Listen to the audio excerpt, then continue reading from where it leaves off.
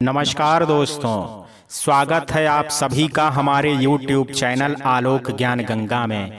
मित्रों, आज जो कहानी मैं आपको सुनाने जा रहा हूँ वो एक पारिवारिक कहानी है। इससे पहले कि मित्रों आप हमारी कहानी में खो जाएं, अगर आप हमारे चैनल पर पहली बार विजिट कर रहे हैं तो कृपया चैनल को सब्सक्राइब कर लें, बेल आइकन को प्रेस कर लें, ताकि इस तरीके की कहानियाँ जो हर रोज़ मैं लेकर के आता हूँ उसका नोटिफिकेशन सबसे पहले आप तक पहुँचे। तो चलिए मित्रों, देर ना करते हुए कहानी को शुरू करते हैं। मांग में सिंदूर, माथे पे बिंदिया, हाथों में मेहंदी, पैरों में महावर सुमित्रा के यौवन को और निखार रहे थे। सांवली सूरत पर उसकी बड़ी बड़ी कजरारी आंखें उसकी खूबसूरती पर चार चांद लगा रहे थे। 14 बरस की उम्र वैसे भी तो कोई दुल्हन बनने की उम्र नहीं होती, लेकिन सुमित्रा के लिए इस उम्र में दुल्हन बनना उसकी मजबूरी थी। कुछ माँ की गरीबी और बचपन में ही पिता का साया सिर से उठ जाने की मजबूरी। 8वीं कक्षा में थी वो जब एक दिन स्कूल से घर आने पर उसे पता चला कि उसका ब्याह होने वाला है। लड़का 3 भाई हैं, लड़के के पिता नहीं हैं, लेकिन अपने पीछे इतना छोड़ गए हैं कि तीनों भाई आराम से अपनी जिंदगी बिना किसी परेशानी की गुजर बसर कर सकें। घर में पीतल के बर्तन का काम जो कि अभी तक लड़के के पिता देखते आ रहे थे, लेकिन अब उनके ना रहने पर राम लखन देख रहा था। राम लखन सुमित्रा का होने वाला पति था। राम लखन घर का बड़ा बेटा था, इसलिए पिता के ना रहने पर सारी जिम्मेदारी उसी के कंधे पर आ टिकी थी। माँ की बड़ी इच्छा थी कि मरने से पहले वो अपनी बहू को देख ले। मौत का क्या भरोसा है कब अपने पास बुला ले। जब से राम लखन के पिता एक मामूली सी बीमारी में अपना भरा पूरा परिवार अधूरे में छोड़ करके गए थे, तब से राम लखन की माँ का अपनी जिंदगी पर से भरोसा उठने सा लगा था। उनकी तमन्ना थी बस एक बार अपनी बड़ी बहू का चेहरा देख ले, अपने पोते को गोद में उठा ले, फिर चाहे मौत भी आ जाए कोई गम नहीं है। यही वजह थी कि वो अपने बड़े बेटे का ब्याह जल्दी से जल्दी कर देना चाहती थी। लड़का सुमित्रा से 8 साल बड़ा था, लेकिन सुमित्रा की माँ को इससे कोई परहेज ना था। उन्हें पता था कि अच्छे रिश्ते बड़े भाग्य से मिला करते हैं, और ऊपर से जब लड़की के सिर पर बाप का साया बचपन से ही उठ गया हो। बहुत मुश्किल से उसकी माँ ने उसे पाल पोस करके 14 बरस का किया था। जैसे तैसे सुमित्रा बड़ी हो रही थी, उसकी माँ की चिंता बढ़ती जा रही थी। अभी तक तो उसने अपनी बेटी को दुनिया की गंदी नजरों से बचाए रखा था, लेकिन कब तक। वो यही सोचती थी कि कोई अच्छा घर वर मिल जाए तो वो सुमित्रा के हाथ पीले कर अपनी जिम्मेदारी से मुक्त हो जाए। लेकिन कौन ब्याहेगा एक गरीब बिन बाप की बच्ची को। बस दिन रात इसी चिंता में घुली जा रही थी उसकी माँ। वो तो भला हो उसकी पड़ोसन कमला का, जो भगवान सरीखा आकर के उसकी बेटी का ब्याह बिना किसी दहेज के अपने रिश्तेदारी में तय करवा दिया।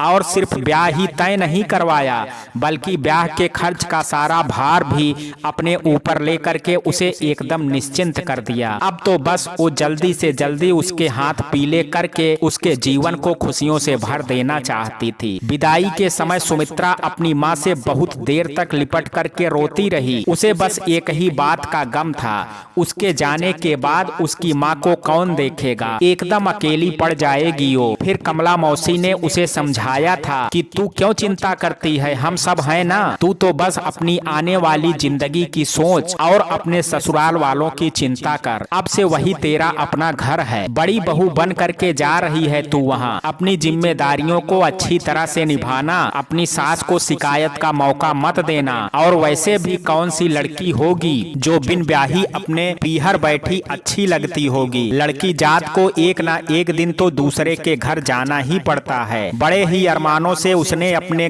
नए घर में कदम रखा। सास अपने सुंदर सी बहू को देख करके निहाल हुई जा रही थी। मुंह दिखाई की रस्म के बाद उन्होंने न जाने कितनी ही बार उसकी नजर उतारी होगी। इतनी सुंदर बहू होगी किसी की पूरे कस्बे में, ये तो हमारे भाग्य थे जो हमें इतनी सुघड़ और समझदार बहू मिली है, कह करके उन्होंने उसकी बलैया ले ली। सुमित्रा को आए 1 हफ्ता बीत चुका था, लेकिन अभी तक राम लखन ने सुमित्रा की सूरत नहीं देखी थी।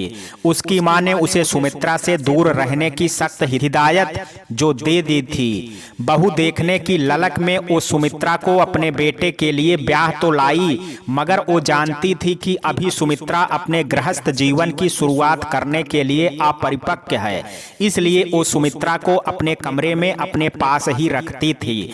राम लखन अपनी माँ के इस फैसले से बहुत कभी कभी खींच जाया करता था। ये माँ भी ना, जब सुमित्रा को हमसे दूर ही रखना था तो नाहक ही हमारा ब्याह करवाया, और अगर करवाया भी तो इतनी छोटी लड़की से करवाने की क्या जरूरत थी? क्या उन्हें पहले से सुमित्रा की उम्र पता नहीं थी? चलो दूर रखने के कारण तो समझ में आता है, लेकिन अब ये क्या बात हुई कि अपनी ही लुगाई की सूरत भी नहीं देख सकते। जब भी वो उसके घुंघरुओं की आवाज सुनता है, उसका मन उसकी एक झलक पाने को बेताब हो उठता है, लेकिन माँ के आगे बेबस हो जाता है। धीरे धीरे सुमित्रा को आए 1 महीने बीत चुके थे, और इस 1 महीने में वो अपने परिवार से बहुत घुल मिल चुकी थी, सिवाय अपने पति के। कितनी विचित्र बात थी ना, जिसके लिए ब्याह करके आई उसी से कोई सरोकार नहीं था। बस खाना परोस आती थी, उसे भी वो अपनी सास के उपस्थिति में घूंघट डाल करके। उसके दोनों देवर यूं तो उससे उम्र में बड़े थे, लेकिन वो उनके एक माँ की तरह ही व्यवहार करती थी। उनके दोनों देवर भी उसे माँ का ही दर्जा देते थे, और उसकी उतनी ही इज्जत करते थे जितनी अपनी माँ की करते थे। सास तो अपने पास पड़ोस और रिश्तेदारों से उसके सुघड़ता, उसकी सरलता और उसके गुणों का बखान ही करते नहीं थकती थी, और मन ही मन कमला मौसी को धन्यवाद देती, जिनकी वजह से उन्हें सुमित्रा जैसी बहू मिली है। सुमित्रा भी अपनी सास का ख्याल एक बेटी की तरह ही रखती थी। उनकी माँ ने तो सुमित्रा खरा सोना थी। उसकी उम्र भले ही कम थे, लेकिन समझदारी और परिपक्वता ऐसी कि बड़ों को भी पीछे छोड़ दे। एक दिन राम लखन घर आता है तो माँ को घर पर ना देख करके भाइयों से पूछता है। पता चलता है माँ पड़ोस में सत्यनारायण भगवान की कथा सुनने गई हैं। उसे तो जैसे मन मांगी मुराद मिल गई हो। बस फिर क्या था, पहुंच गया वो रसोई घर में। उसे देख करके सुमित्रा अपना घूंघट निकालने लगती है। तभी राम लखन उसका हाथ पकड़ लेता है, और जैसे ही उसकी नजर उसकी सूरत पर पड़ती है, कुछ पल के लिए वो अपनी पलकें झपकाना ही भूल जाता है। बड़ी मुश्किल से होश संभाला था उसने, और कहा, दूसरों के मुंह से तुम्हारी जितनी तारीफ सुनी थी, तुम तो उससे भी कहीं ज्यादा सुंदर हो। बताओ भला, हमारी इतनी सुंदर दुल्हन को हमारी माँ ने हमसे ही छुपा करके रखा है। इतना सुन करके सुमित्रा बस शर्मा करके रह जाती है। इतने में उसके कानों में माँ की आवाज सुनाई पड़ती है। घबरा करके वो उससे माँ को कुछ भी ना बताने की गुजारिश कर तेजी के साथ रसोई घर से बाहर निकल जाता है। उसकी माँ ने उसे बाहर निकलते देख लिया था। उन्होंने ना ही किसी से कुछ कहा और ना ही किसी को कुछ जताया, बस मन ही मन एक फैसला ले लिया। वो फैसला था सुमित्रा को 2 साल के लिए उसके पीहर भेजने का फैसला। दूसरे दिन ही उसे उसके पीहर भेजने की तैयारी होने लगती है। राम लखन को पता चलता है तो उसे बिल्कुल भी अच्छा नहीं लगता है। ये सब सुन करके उसका मन दुखी हो जाता है। भले ही वो उसके नजदीक नहीं जा पाता था, लेकिन उसे देख तो लेता था, घूंघट में ही सही। उसके पायल के घुंघरुओं की छनकती आवाज सुन करके, उसके कलाई की रंग बिरंगी चूड़ियों की खनकार सुन करके अपने आसपास उसके होने की एहसास को कम से कम जी तो लेता था। कुल मिलाकर के सच ये था कि हर तरफ से वो उसके दिल पर काबिज हो चुकी थी। अब वो किसके होने के एहसास से अपनी मन रूपी बगिया को सींचेगा। इन्हीं बातों से उसका मन उदास हो उठा था, लेकिन माँ के आगे वो कुछ बोल नहीं सकता था। अब जब माँ का यह फैसला था तो ठीक है, यही सोच करके उसने अपने दिल को समझा लिया और भरी आंखों से उसे छुप करके जाते हुए तब तक देखता रहा जब तक उसका भाई उसे लेकर के उसकी आंखों से ओझल नहीं हो गया। ऐसा नहीं था कि सुमित्रा को दुख नहीं था। जाते समय उसकी कातर निगाहें घूंघट की आड़ से जिसे ढूंढने की कोशिश कर रही थी, उसे क्या खबर थी कि वो उससे छुप करके उसे ही देख रहा था। सुमित्रा 2 साल के लिए अपने पीहर आ गई। सुमित्रा की माँ अपनी बेटी के मुंह से उसके ससुराल वालों की बड़ाई सुन करके अपनी बेटी के भाग्य पर वारी जाती और उसकी नजर उतारने लगती। माँ जानती हो, जब हम आ रहे थे तो अम्मा बहुत रो रही थी और छोटके बाबुआ भी बहुत दुखी थे। बड़के बबुआ तो हमें लेकर के आने का मान ही नहीं रहे थे। वो तो अम्मा ने बहुत समझाया तब जाकर के हमें यहाँ लाने को राजी हुए। कहते हुए ससुराल में मिले अपने जेवर दिखाने लगती है। जानती हो माँ, ये कान की बालियां हमें यशोदा मौसी ने दिया था और ये पायल शकुंतला मामी ने, और ये कान के टप्स देख रही हो, ये बड़ी बुआ ने दिया था, और ये छोटी बुआ ने गोपाल जी की ये चांदी की मूर्ति दी थी। कह रही थी कि इन्हें अपने से दूर कभी मत करना, जो भी करना इनका नाम ले करके करना। सुमित्रा की माँ उसकी बातों को बड़े गौर से सुनती जाती और हूं हूं करके मुस्कुराती जाती। और ये सोने के कड़े हमें अम्मा ने दिए थे। जानती हो, आते समय उन्होंने मुझे 1000 रुपए भी दिए थे। कह रही थी खुल करके खर्च करना, जरा भी कोताही मत करना। समय समय पर बबुआ के हाथ और रुपए भिजवाते रहेंगे। इतनी समझदार और भली सास बहुत किस्मत से मिलती है सुम्मो। जरूर तेरे पूर्व जन्म के कोई पुण्य होंगे जो तुझे इतना अच्छा घर और परिवार मिला। कह के एक बार फिर से वो उसकी नजर उतार लेती है। भला हो कमला जीजी का जिसने मुझ गरीब जैसी अबला की इतनी मदद की, वरना आजकल के जमाने में तो लोग मुंह का निवाला तक छीन करके खाने से नहीं हिचकते हैं। सुमित्रा को आए 3 महीने के पार हो चले थे, लेकिन ससुराल की कोई खबर नहीं आ रही थी। इधर बीते हफ्तों में सुमित्रा का मन बहुत अकुला रहा था। उसे अपने ससुराल की बहुत याद आ रही थी। रह रह करके वो उदास हो जाया करती थी। उसकी माँ उसके मन की व्यथा को अच्छे से समझती थी, लेकिन कर भी क्या सकती थी। जब सुमित्रा की माँ ने कमला मौसी से ये सब बातें बताई तो कमला मौसी ने उन्हें सुमित्रा का सिलाई सिखाने का सुझाव दिया। सुमित्रा मौसी को कमला मौसी का ये सुझाव पसंद आया। 2 घंटे के लिए ही सही, कम से कम इसी बहाने वो थोड़ा व्यस्त तो रहेगी और हाथ में कुछ गुण भी आ जाएंगे। यही सोच करके उन्होंने उसका नाम वहीं पास के सिलाई प्रशिक्षण केंद्र में डलवा दिया। एक दिन वो माँ के साथ बैठी थी कि दरवाजे पर खटखट हुई। माँ ने सुमित्रा से कहा, जा सुम्मो देख तो जरा दरवाजे पर कौन है, लगता है कमला जीजी आई हैं। हाँ माँ, कह करके सुमित्रा दरवाजा खोलती है तो देखती है दरवाजे पर उसका छोटा वाला देवर खड़ा था। वो उसे देख करके खुश होते हुए कहती है, अरे माँ, छोटके बबुआ जी आए हैं। अरे पगली, उन्हें भीतर भी आने देगी या दरवाजे पर ही खड़ा रखोगी? आइए बबुआ जी, बड़े दिन से जी लगा था, अच्छा हुआ आप आ गए, उसकी माँ ने कहा। उसने उन दोनों के पैर छुए और वहीं पास पड़ी एक चारपाई पर बैठ गया। अरे जा सुम्मो, छोटके बबुआ के लिए चाय पानी का इंतजाम तो कर। हाँ अम्मा, जाते हैं। और बबुआ, घर में सब कुशल मंगल तो है ना? जी अम्मा, सब बढ़िया है। सुम्मो, जब से आई है आप लोगन का नाम इसके जुबान पर हरदम रहता है। हमारे छोटके बबुआ ऐसे, बड़के बबुआ ऐसे, तो हमारी अम्मा ऐसे। दिन भर आप ही लोगन की बात करती रहती है। बड़े भाग थे उसके जो आप लोगन सरीखा परिवार उको मिला। भगवान सुखी रखे बेटवा तुम लोगन को। अरे ऐसी कोई बात नहीं है अम्मा, भाभी ऐसी हैं ही कि उन्हें सब प्रेम करने पर मजबूर हो जाएं। तभी सुमित्रा चाय नाश्ता लेकर के आ जाती है और वो दोनों चुप हो जाते हैं। 2-3 घंटे रुकने के बाद वो चलने को तैयार होता है तो एक थैला और कुछ रुपए सुमित्रा को पकड़ाते हुए कहता है, ये लो भाभी, माँ ने तुम्हारे लिए भेजा है। अरे इसकी क्या जरूरत थी बबुआ जी, हम तो कह रहे थे कि 1-2 दिन रुक रुक जाते तो बढ़िया था। अरे नहीं भाभी, परीक्षा सिर पर है तो पढ़ाई करना भी जरूरी है, वरना जरूर रुक जाते। लेकिन अगली बार आएंगे तो पक्का रुकेंगे, कह करके उनके पैर छूता है और निकल जाता है। सुमित्रा दरवाजे पर उसे पीछे से जाते हुए तब तक देखती रहती है जब तक वो आंखों से ओझल नहीं हो जाता है। वो अंदर आती है तो उसे थैले का ध्यान आता है। वो उत्सुकता में थैला खोलती है, देखें तो अम्मा ने क्या भेजा है हमारे लिए। उसमें सुमित्रा के लिए 2 साड़ियाँ, कुछ मिठाई और फल थे।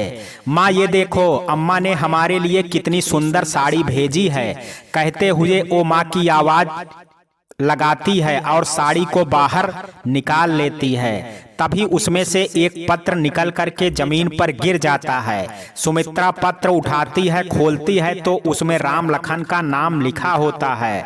राम लखन का नाम देखते ही उसका कलेजा जोरों से धड़कने लगता है। तभी उसकी माँ आती है। माँ को देख वो पत्र को जल्दी से छुपा लेती है। देखें तो बिटिया, तुम्हारी सास ने तुम्हारे लिए का भेजा है। हाँ अम्मा ये देखो। अरे वाह, ये तो बहुत सुंदर साड़ी है। कहने को तो सुमित्रा अपनी माँ को साड़ी दिखा रही थी, लेकिन उसका ध्यान उस पत्र पर ही अटक गया था। रात गहराने लगी है। माँ को दिखाने के लिए सुमित्रा भी आंखें मूंद करके पड़ी रहती है, जब तक उसकी माँ गहरी नींद में सो नहीं जाती हैं। माँ के सोते ही धीरे से उठ करके अपना बक्सा खोलती है, उसमें से पत्र निकालती है और इस डर से कहीं माँ उठ ना जाए, वो पत्र लेकर के रसोई घर में चली जाती है। पत्र को खोलते ही उसके दिल की धुक-धुकी एक बार फिर बढ़ जाती है। खुद को बड़ी मुश्किल से संभालते हुए पढ़ना शुरू करती है। प्रिय सुमित्रा, आशा करते हैं तुम ठीक होगी और ठीक रहो भी। क्यों ना, हम तुम्हारे लिए भगवान से तुम्हारी खुशी की दुआ जो करते हैं। जिस दिन से तुम हमारे आंगन में पांव रखी थी, उसी दिन से तुमने हमारे दिल पर कब्जा कर लिया था। तुम्हारे पायल के घुंघरुओं की आवाज सुन तुम्हारी एक झलक पाने को मन व्याकुल हो उठता था। बड़ी मुश्किल से दिल को संभाल पाते थे। कभी कभी तो अम्मा पर खींच भी जाते थे। क्या जरूरत थी उन्हें हमारा ब्याह करने की, जब उन्हें तुमसे हमें दूर ही रखना था। लेकिन अम्मा जी की मर्जी जान दिल को समझा लेते थे। इसके अलावा हमारे पास कोई रास्ता भी तो नहीं था।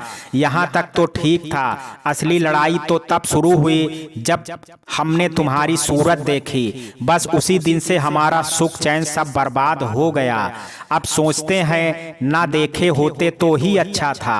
हालत ये है कि कहीं भी जाते हैं, कुछ भी करते हैं, तुम ही तुम नजर आती हो। बस पूछो मत कि किस कदर होश गंवा बैठे हैं। घंटों चांद को निहारते रहते हैं और उसमें तुम्हारी बातें किया करते हैं। एक उलाहना है तुमसे, अगर तुम हमारे मन रूपी बगिया को अपने प्यार रूपी फुलवारी से सजा नहीं सकती, तो क्या तुम्हें ये हक बनता है कि तुम हमारे शरीर के रोम रोम में इस कदर समा जाओ कि हम खुद को ही भूल जाएं। बड़ी मुश्किल से सबसे छुपा करके ये पत्र तुम तक भेज रहे हैं। बस एक ही गुजारिश है कि इस पत्र को अपने दिल से लगा करके रखना। अगर तुम इसे अपने दिल से लगा करके रखोगी तो हमें लगेगा कि तुमने हमें अपने दिल से लगा के रखा है। चलो अभी के लिए इतना ही। अपना ख्याल रखना और हमारे अगले पत्र का इंतजार करना। तुम्हारा लखो। पत्र पढ़ करके सुमित्रा के मन का कोना कोना प्रेम रूपी वर्षा से सराबोर हो गया। उसने अनगिनत बार वो पत्र पढ़े और अनगिनत बार उस पत्र में राम लखन को महसूस किया। उसने खिड़की खोला और चांद को निहारा। ऐसा लगा जैसे राम लखन उसे देख रहा हो। दिन और महीने बीतते गए, पत्र आते रहे। वो अपने लखू के प्यार में पूरी तरह से भीगती रही और उस पत्र के मीठे एहसास से खुद के वजूद को संवारती रही। आखिरकार 2 साल बीत गए और वो दिन आ गया जिसके लिए वो दिल ना जाने कब से अधूरे थे। आखिरकार 2 साल बीत गए और वो दिन आ ही गया जिसके लिए 2 दिल ना जाने कब से अधूरे थे। सुमित्रा की विदाई होती है और पूरे 2 साल बाद एक बार फिर से अपनी नई दुनिया को सजाने का सपना लिए वो ससुराल में कदम रखती है। इन 2 सालों में सुमित्रा का रंग रूप और ज्यादा निखर गया था और ये उसके लखू के प्यार के एहसास का असर था जो उसे दिन पर दिन और निखरता चला जा रहा था। पतझड़ के आने पर अपने पेड़ों से गिर चुकी सारी पत्तियां जैसे सावन के आने पर फिर से हरी भरी हो जाती हैं, वैसे ही सुमित्रा के ना रहने से प्राण विहीन हो चुके राम लखन के जीवन में सुमित्रा के आ जाने से फिर से बहार आ जाती है और एक बार बार फिर उन चूड़ियों की खनखनाहट और घुंघरुओं की छनछनाहट सुन उसकी तड़प का आगाज होता है। लेकिन इस बार इस तड़प के आगाज का अंत भी सुनिश्चित रहता है। सुमित्रा का साथ पा करके वो एक दूसरी ही दुनिया में पहुंच चुका था, जहां चारों तरफ केवल प्रेम ही प्रेम था और उस प्रेम की एकमात्र साक्षी सुमित्रा, जिसका आलिंगन पाने से उसका जीवन मानो धन्य सा हो गया था। पलकों पे बिठा के रखता था वो सुमित्रा को। एक मिनट की जुदाई उससे बर्दाश्त नहीं होती थी। कभी कभी वो सुमित्रा से मजाक में कह भी देता, बताओ इतने दिन तक तो अम्मा हमारे बीच दीवार बनी थी, अब मुआ काम धंधा आड़े आ रहा है, हमारा बस चलता तो हम घर से कदम ही बाहर ना निकालते, लेकिन मजबूरी है कि काम नहीं करेंगे तो घर का खर्चा कैसे चलेगा। घर का खर्चा तो जैसे तैसे तुम्हारे लिए ये काजल कैसे लगाएंगे, जिन्हें लगा करके तुम अपनी इन कजरारी आंखों में हमें डुबाने में कोई कोर कसर नहीं छोड़ती। और उसकी ये बातें सुन करके सुमित्रा खिलखिला उठती थी। बस तुम्हारी यही हंसी तो हमारी जान ले लेती है। उन दोनों का प्यार देख करके राम लखन की माँ खुशी से फूली नहीं समाती थी। देखते देखते 6 महीने कब बीत जाते हैं पता ही नहीं चलता है। सास का दुलार, देवरों का सम्मान और पति के प्यार ने उसे उड़ने के लिए जैसे एक नया पंख दे दिया था। उसे लगता था कि ये वक्त यहीं ठहर जाए और वो इस वक्त को जीती चली जाए। राम लखन का इतना प्यार देख कभी कभी तो सुमित्रा डर जाया करती थी। उसने कितने को ही शादी के कुछ सालों बाद बदलते देखा और सुना था। एक घटना तो उसकी पड़ोस में ही रह रही रुक्मी जीजी की ही थी। पहले पहल तो उनका पति उनसे बहुत ही प्यार करता था, लेकिन समय के साथ साथ उसका प्यार रुक्मी जीजी के लिए बहुत कम होता जा रहा था। हद तो तब हो गई जब उसने उन पर हाथ उठाना भी शुरू कर दिया, और फिर तो ये उसका रोज का ही ढर्रा हो गया। हर रोज कोई ना कोई कमी वो रुक्कू जीजी में निकाल ही देता था और उन्हें मारने का एक भी मौका हाथ से जाने न देता था। माँ बाप भी उनकी मदद ना कर पाने को मजबूर थे। एक तो उनकी तंग हाल परिस्थिति, उस पर समाज की थू-थू सब जान सुन करके भी उन्होंने उनसे ये कह करके अपना पल्ला झाड़ लिया कि अब से वही तुम्हारा घर है, जैसा भी है वो तुम्हारा पति है, जैसा रखता है वैसे रहने की आदत डाल लो। जरूरी नहीं कि सबका भाग्य भगवान बढ़िया गढ़ के भेजे हो। और फिर लड़की जात के लिए ये कोनो नई बात नहीं है। सीता से लेके सती तक सब दुख उठाई हैं। जब देवी हो करके वो दुख पाए से नहीं बच पाई तो हमार तुम्हार जैसन तुच्छ आदमी के कौन बिसात है। और फिर एक दिन खबर आई कि रुक्की जीजी ने खुद को फांसी लगा लिया। बस तभी से वो डरने लगी थी। जब भी सुमित्रा राम लखन को खुद से इतना प्रेम करते देखती तो रुक्की जीजी का मासूम चेहरा उसकी आंखों में तैर जाता और वो डर जाती।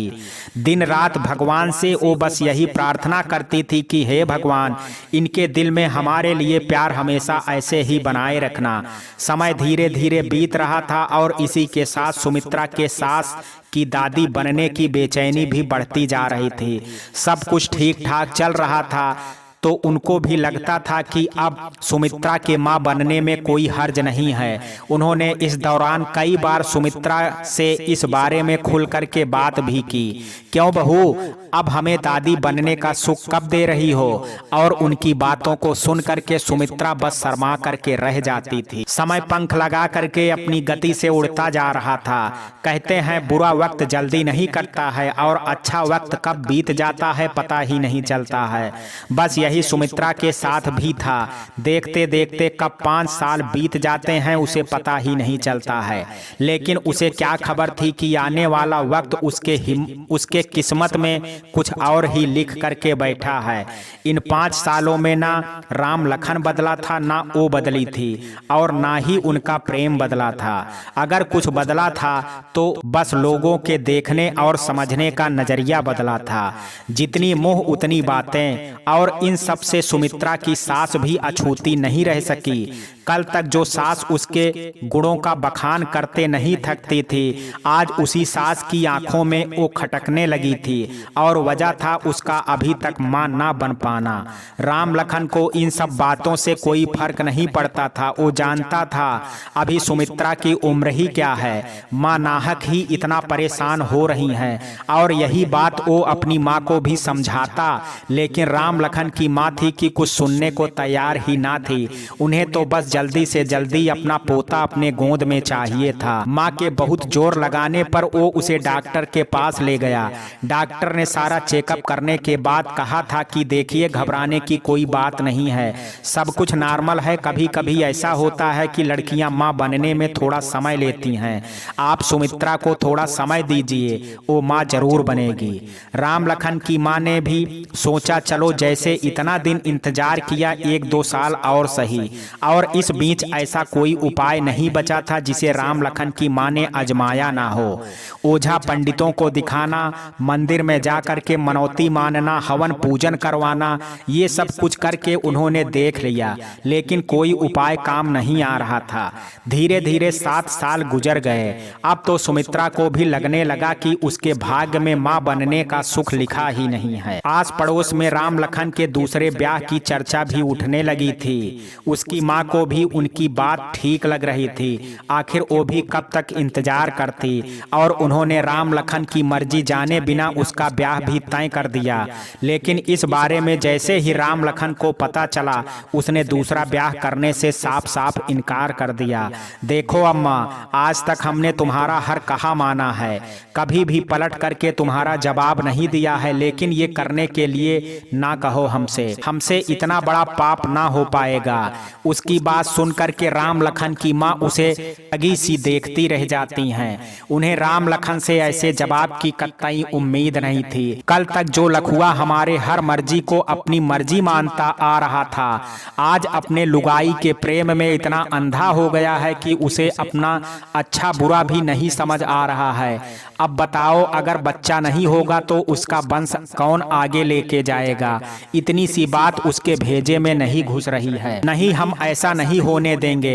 हमें अभी बहू से बात करनी होगी। वो सुमित्रा को समझाने के इरादे से उसके पास जाती हैं। देखो बहू, तुम्हारे अंदर कोई कमी नहीं है। हम जानते हैं कि तुम एक अच्छी बहू होने के साथ एक अच्छी जीवन संगनी और एक अच्छी भाभी भी हो। ये तो हमारा कोई पुण्य प्रताप रहा होगा जो तुम हमारी बहू बन करके इस घर में आई। लेकिन शादी ब्याह केवल पति पत्नी या सास बहू के रिश्ते तक सीमित नहीं होता है। एक गृहस्थ जीवन तभी सार्थक माना जाता है जब एक औरत अपने पति को बाप बनने और अपने ससुराल को उनका वंश आगे बढ़ाने का सुख दे सके। अभी तक तो हम सोच रहे थे देर सबेर हो सकता है कि तुम हमारी इच्छा पूरी कर दो, लेकिन 8 साल बीतने को हैं, अभी तक ना जाने भगवान कहाँ रूठे बैठे हैं।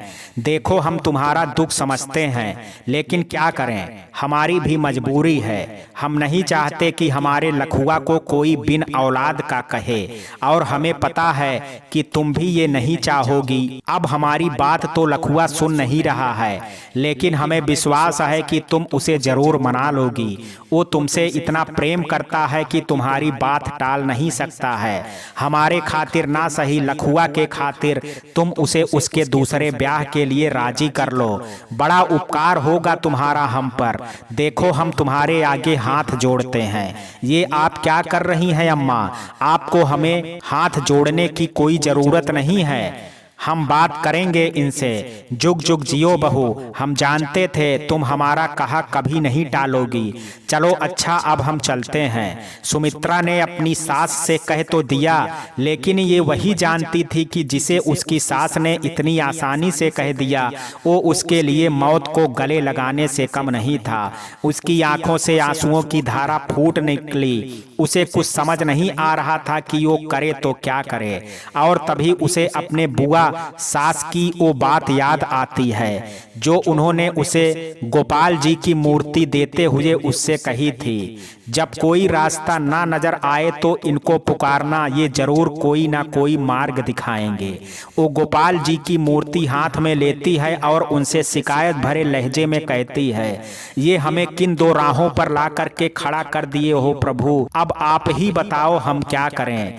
कौन पत्नी अपने मुंह से अपने ही पति से उसके दूसरे ब्याह की बात करेगी, और वो भी ऐसे पति से जो उसे इतना चाहता हो। अपने आपने हमें औरत तो बनाया लेकिन पूरी औरत बनाना भूल गए। एक औरत तब तक पूरी नहीं होती है जब तक वो माँ नहीं बनती है प्रभु, जब तक वो माँ बनने का सुख ना पाले, और आपने मुझे उसी सुख से वंचित कर दिया है जो एक औरत के लिए उसके औरत होने का सबसे बड़ा प्रमाण है। प्रभु हमने आज तक आपसे कुछ नहीं मांगा, आपने बिन मांगे ही हमें सब कुछ दे दिया। जैसे इतना दिया है वैसे ही एक कृपा और कर दो प्रभु, या तो हमारी झोली ममता से भर दो, या तो हमें मौत दे दो प्रभु, या तो हमें मौत दे दो। कह करके फूट फूट करके रोने लगती है। उसी समय राम लखन के आने की आहट सुन करके वो रोना बंद करके अपने आंसुओं को जल्दी जल्दी पोंछने लगती है। सुमित्रा राम लखन से अपने आंसुओं को छुपा करके भी नहीं छुपा पाती है। तुम रो रही थी सुम्मो, क्या हम जान सकते हैं तुम्हारी इन खूबसूरत आंखों में ये आंसुओं का सैलाब क्यों है? ये आंसू नहीं है, ये भाग्य की मार है जो आंसू बन करके हमारी आंखों से निकल रहे हैं। क्यों, क्या हुआ तुम्हारे भाग्य को? कहीं ऐसा तो नहीं है कि अनजाने में हमसे कोई भूल हो गई है जिसका दोष तुम अपने भाग्य पर मढ़ रही हो? जी आपसे कोई भूल कैसे हो सकती है? जिसके एहसास से हम खुद को भूल जाते हैं उससे कोई भूल हो सकती है भला? तो क्या अम्मा ने कुछ कहा? जी अम्मा हमसे क्यों कुछ बोलेंगी? तो फिर क्या बात है, क्यों कोस रही हो अपने भाग्य को? आप तो ऐसे अनजान बन रहे हो जैसे आपको कुछ पता ही नहीं है। आपको क्या लगता है आप दिखाएंगे नहीं तो क्या हम आपके दर्द को समझ नहीं पाएंगे? दर्द? अब हमें कब चोट लगी जो दर्द होगा? चुप रहिए, ज्यादा नादान बनने की जरूरत नहीं है। आपको क्या लगता है हमें पता नहीं है कि अंदर ही अंदर आपको पिता ना बनने का दुख कितना सालता होगा? कितनी अभागन हूँ मैं जो आपको एक पिता बनने का सुख भी ना दे पाई। किसने कहा तुम अभागन हो? तुम तो वो दिया हो जिसके प्रकाश से हमारा जीवन प्रकाशित है। जी कहने और होने में फर्क होता है। अच्छा एक बात पूछें हम आपसे? पूछो, आप हमसे प्यार तो करते हैं ना? क्या इस बात के लिए भी तुम्हें हम पर शंका है? जी शंका तो नहीं है। जी शंका नहीं, डर है। कैसा डर? अगर हम आपसे कुछ मांगे तो आप इनकार ना कर दें, ये भी कोई कहने वाली बात है सुम्मो? हमारा सब कुछ तुम्हारा ही तो है। नहीं, पहले आप वादा करिए कि हम जो मांगेंगे आप देंगे। अगर हमारे बस में रहता तो जरूर देते। हम चाहते हैं कि आप दूसरा ब्याह कर लो। ये तुम क्या कह रही हो सुम्मो? हम ऐसा हरगिज नहीं कर सकते। क्यों नहीं कर सकते? आखिर हमने आपको आज तक दुख के सिवाय दिया ही क्या है? ऐसा क्यों कह रही हो? तुमने तो हमें जीने का एक नया प्रारूप दिया है, एक गति दी है, प्रेम की परिभाषा दी है, लेकिन बाप बनने का गौरव नहीं दे पाई। सुमित्रा ने राम लखन की बात को बीच में काटते हुए कही, हमें इससे कोई फर्क नहीं पड़ता है। आपको नहीं पड़ता होगा लेकिन हमें पड़ता है। इसलिए हम चाहते हैं कि आप दूसरा ब्याह कर लें, अपने लिए ना सही इस परिवार के लिए, अम्मा के लिए, हमारे लिए। तुम ऐसा सोच भी कैसे सकती हो कि हम तुम्हारे अलावा किसी और को अपनी जिंदगी में लाने के बारे में सोच भी सकते हैं? क्या इसी दिन के लिए हम तुम्हें ब्याह कर लाए थे? तुम्हारे साथ फेरे लेते समय 7 वचन लिए थे। हमें कोई बच्चा नहीं है तो इसमें तुम्हारा क्या दोष है? क्या एक औरत का अस्तित्व एक बच्चे तक ही सिमट कर रह जाता है? उसका खुद का कोई वजूद नहीं होता है। और वैसे भी बच्चे तो भगवान की देन होते हैं, उसके लिए कोई स्त्री कैसे जिम्मेदार हो सकती है? बच्चे आदमी औरत दोनों के भाग्य से होते हैं, और ये भी तो हो सकता है कि हमारे ही भाग्य में संतान का सुख ना हो। हमें कुछ नहीं पता, आपको दूसरा ब्याह करना ही होगा। हमारा प्रेम इतना कमजोर नहीं है कि हम एक बच्चे की लालसा में लिप्त स्वार्थ में एक झटके से टूट जाएं। हमने तुम्हें दिल से प्रेम किया है और हमारा दिल हमें इसकी इजाजत कतई नहीं देगा। तो बस इतना ही प्रेम करते हैं आप हमसे, जो अपनी औरत की एक छोटी सी बात भी नहीं मान सकते। जिसे तुम छोटी सी बात कह रही हो वो तुम्हारे लिए छोटी बात होगी, हमारे लिए पाप है। आपका दूसरा ब्याह न करने का जो कारण है, अगर वो कारण ही खत्म हो जाए तब तो आपको कोई मलाल नहीं होगा ना। मतलब तुम कहना क्या चाहती हो? मतलब ये कि अगर हमारे जान देने से अगर सब ठीक होता है तो यही सही। सुमित्रा की बात सुनकर के राम लखन वेदना से भर उठता है। सुम्मो, क्या सुम्मो, आप इतनी सी बात क्यों नहीं समझते? आपका दूसरा ब्याह कितनी ही जिंदगियों को खुशियों से भर देगा। और तुम्हारी खुशी का क्या? हमारी खुशी तो आपसे जुड़ी है। अगर आप खुश रहेंगे तो हम भी खुश रहेंगे, लेकिन हमारी खुशी तो तुमसे है। राम लखन तड़प उठता है। देखिए, अगर आप हमें प्रेम करते हैं तो इस ब्याह के लिए मान जाइए। कहते हुए सुमित्रा राम लखन के पैरों में लिपट करके रोने लगती है। ठीक है, अगर तुम्हारी यही मर्जी है तो हम करेंगे दूसरा ब्याह, लेकिन इतना बता दे रहे हैं कि वो हमारे दिल में तुम्हारी जगह कभी नहीं ले पाएगी। राम लखन के दूसरे ब्याह के लिए मान जाने की खबर सुन करके उसकी माँ के तो खुशी का कोई ठिकाना ही ना रहा। पहुँच गई सुमित्रा के पास। हम बता नहीं सकते कि हम कितने खुश हैं बहू। तुमने जो किया है वो कोई भी औरत शायद ही करना चाहेगी। इसके लिए हम जिंदगी भर तुम्हारा एहसान मानते रहेंगे। इतना बड़ा त्याग करने का फैसला लेकर के तुम्हारा कद हमारी नजरों में और भी ऊंचा हो गया है। देखो बहू, राम लखन की दूसरी लुगाई भले ही आ रही हो, लेकिन इस घर की बड़ी बहू तो हमेशा तुम ही रहोगी। तुम्हें मान सम्मान, अधिकार और प्रेम देने में हम जरा भी फर्क ना आने देंगे। तुम्हारे साथ यह अन्याय हम करना तो नहीं चाहते थे, लेकिन क्या करें, भगवान जो ना करा दें। शायद भगवान की यही मर्जी होगी। अगर भगवान ने तुम्हारी सूनी गोद भर दी होती, आज इसकी नौबत ही ना आती। सही कहा आपने अम्मा, भगवान की मर्जी के आगे हम मानुष की क्या बिसात है। घर में ब्याह की तैयारियां शुरू हो चुकी थी, लेकिन उदास मन के साथ जब से राम लखन ने ब्याह की स्वीकृति दी थी, तब से सुमित्रा राम लखन से कुछ दूर दूर रहने लगी थी। राम लखन जब भी उसके करीब जाने की कोशिश करता, वो काम का बहाना बना करके कमरे से चली जाती थी।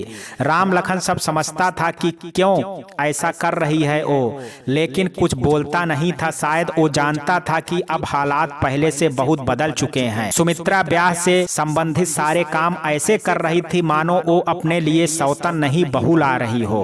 वो दिखा तो ऐसे रही थी कि राम लखन के दूसरे ब्याह का उसे कोई मलाल नहीं है, लेकिन अंदर ही अंदर टूटती जा रही थी। जैसे जैसे ब्याह के दिन नजदीक आ रहे थे, सुमित्रा की बेचैनी बढ़ती जा रही थी।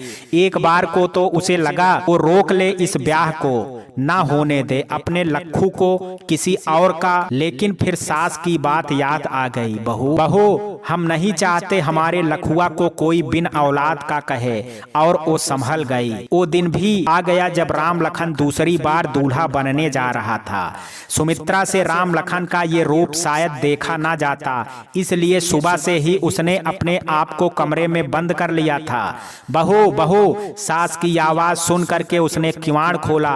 अरे बहू, तुम यहाँ बैठी हो और हम तुम्हें कहाँ कहाँ नहीं ढूंढ रहे हैं। चलो बाहर, औरतें तुम्हें पूछ रही हैं। अम्मा तबीयत थोड़ी ठीक नहीं लग रही है, इसलिए हम थोड़ा आराम करना चाहते हैं। कहते कहते सुमित्रा को चक्कर आ जाता है। अरे तुम्हारी तबीयत तो सच में ठीक नहीं है, तुम आराम करो, हम अभी डॉक्टर को बुलवाते हैं। कहते हुए उसे पकड़ करके बिस्तर तक ले जाती हैं। बाहर आती है और अपने छोटे बेटे को डॉक्टर को बुलाने को भेजती है। उसकी तबीयत को सुन करके राम लखन परेशान हो जाता है और सब कुछ छोड़ छाड़ करके भागा भागा सुमित्रा के पास आता है। धीरे धीरे और लोग भी पहुंचने लगते हैं। क्या हो गया बहू को? उनमें से किसी ने पूछा। अरे कुछ नहीं, ब्याह वाला घर है, काम के अधिकता की वजह से ऐसा हुआ होगा।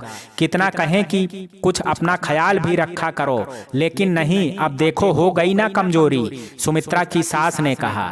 एक बात तो है लखुआ की अम्मा, तुम्हारी ये बहू तो सोना है, देखो दूसरी कैसी आती है। अरे जैसी भी हो, हमारे लखुआ को बाप बनने का सुख दे दे बस। इतने में डॉक्टर आ जाता है। चेक करके बाहर निकल निकलता है। देखिए, घबराने वाली कोई बात नहीं है, ये पेट से है। इस हाल में ऐसा होना लाजमी है। क्या कह रहे हैं डॉक्टर साहब?